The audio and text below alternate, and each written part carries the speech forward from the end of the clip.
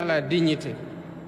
Mesdames et Messieurs, face aux défis et aux opportunités qu'offrent les Daara, il est urgent de concevoir une nouvelle approche ambitieuse et inclusive pour en assurer la pérennité et le rayonnement.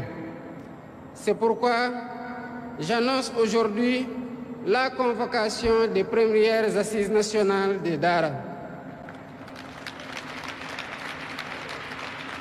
Ces assises qui réuniront tous les acteurs concernés, éducateurs, décideurs politiques, familles religieuses, partenaires techniques et financiers, auront pour mission de réfléchir à une refonte en profondeur du système des Daara.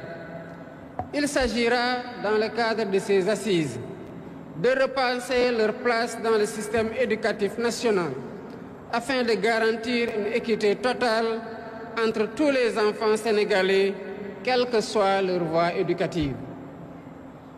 Deuxièmement, il s'agira de diversifier les contenus pédagogiques en introduisant des disciplines modernes telles que les mathématiques, les sciences, les langues étrangères et les compétences techniques pour préparer les jeunes à un monde en constante évolution. Troisièmement, il s'agit de créer un cadre institutionnel et financier stable pour soutenir les Daara public-privé et en appui accru de l'État. Cette réforme ne vise pas à dénaturer les Daara, mais à leur permettre de répondre avec efficacité et pertinence aux exigences de notre époque, tout en préservant leur âme et leur vocation première.